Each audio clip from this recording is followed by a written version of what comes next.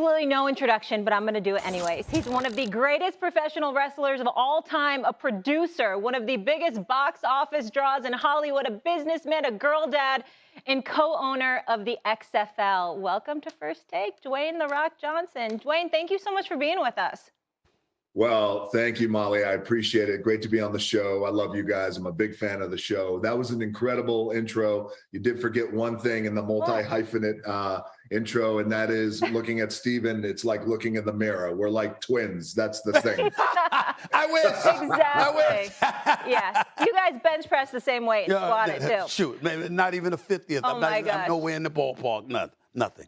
Dwayne, before we get started, I just want to say really quickly, obviously, RC is a friend of both of us, Channing, Freddie. I saw you on The Pivot, and I implore everyone at home to watch it. You know, it's about an hour long. Such an incredible interview, great insight into you, and a couple things which we just mentioned off the top, because I was curious, hey, why did he buy the XFL? And you said, you know, your partner Danny called you. You were in right away, easy yes. You sat down with Roger Goodell. You sat down with Troy Vincent. You said, we're not here to compete. Can we be partners? They agreed, and that you really just wanted to grow the game. So now with the championship tomorrow, how are you feeling after year one?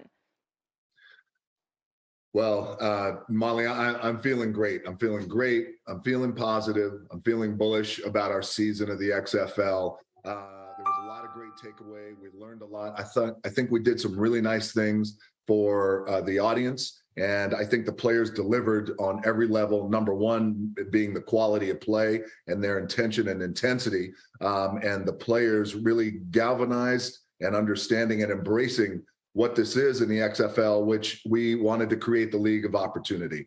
So I'm feeling really good. I want to back up just for a second, though. Yeah. I do want to acknowledge those guys on The Pivot, and Ryan and Fred and Channing. Thank you, by the way, for saying that. Mm-hmm. And the truth is, I realized when that interview was done with The Pivot is that I really never get an opportunity to sit down and just chop up life with my guys. And, you know, just on my side of the world and the amount of press that I do, that kind of press, I don't do a lot of, and I missed it. It's been a long time since I just hung out with the guys and talked about everything, chopped it all up from good to the bad and everything in between. So I love that show. Thank you for bringing it up. Yeah. On the XFL side, I'm feeling really good going into our championship game tomorrow. Yeah, can I say one thing? It really was a peek into you. And I should say one other thing. Channing is wild, by the way. I'll just leave it at that. People can go watch. You know, Dwayne, I want to get to your motivation because horizontal hoopla. I'll just say that. So without question, leave it at that. Without question. I want you to speak to your motivation when you obviously decided to help really start this league, because I know you spoke about it and Molly brought up you talking to the NFL or whatever, but as a former football player yourself, speak to what motivated you to really want to do this, because this wasn't just about you. This was about so many lives that you're interested in helping. And I wanted you to speak to that level of motivation that played the role in this, in all of this happening. Thank you for that, Stephen. You're absolutely right. It's bigger than me. It's about the players. And I came, as you guys know, I came out of University of Miami. We had some great teams down there, and I played with some great players under great coaches, from Ed Ogeron to, you played with Warren Sapp to Ray Lewis. And, you know, these guys are all Hall of Famers and champions. My goal was to make it in the NFL. My goal was to go to the Super Bowl and become a Super Bowl champion. And those were my dreams. I worked my butt off for many years. And when my draft day, I sat around like so many players do. I waited for that call from the league. That call never came. It never came on the second day either. And then reality starts to hit. This could be it. And I did get a call from the CFL, the Calgary Stampeders. I did play up there just for a very short amount of time before I got cut. And I had to end that chapter in my life.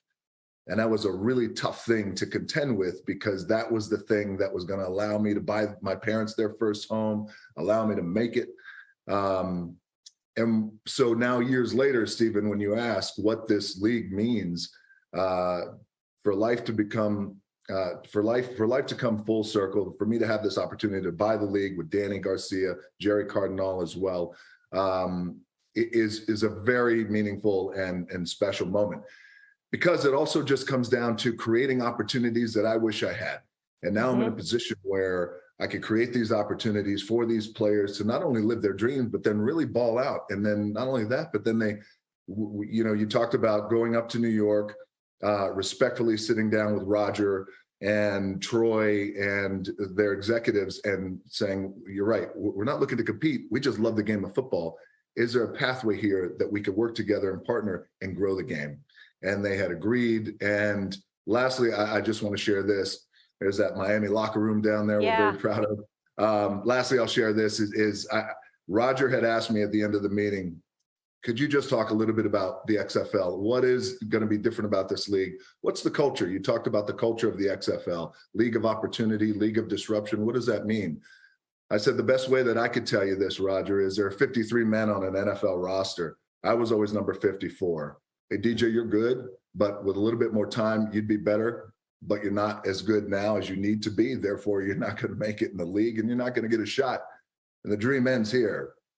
And so I said, that's what the XFL is. It's a league of player 54s, but it's the spirit of the drive and the chip that put on my shoulder. And that's what you're finding with these players. A lot of them are getting second chances.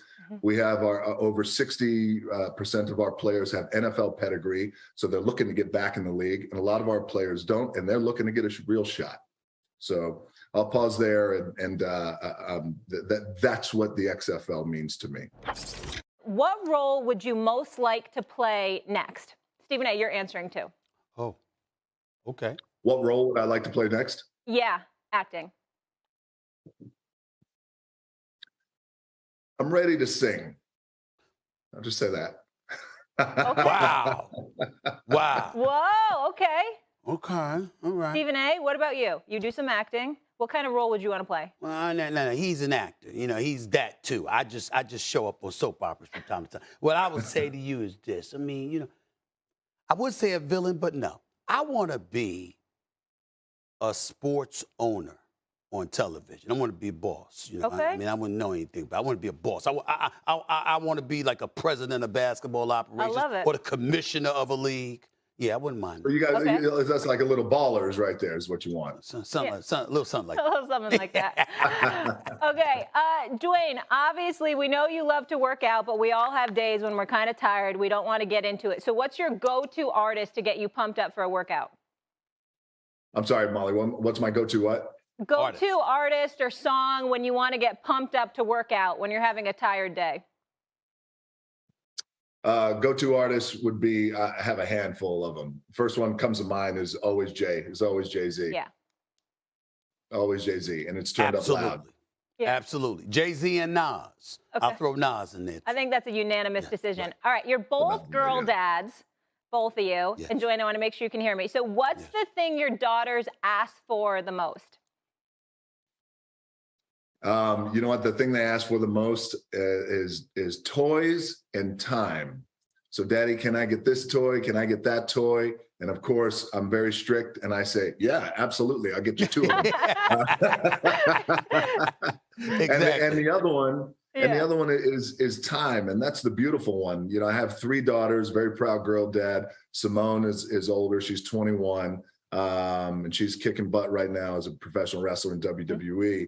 And but I'd like to say we grew up together because I had her when I was still in my 20s.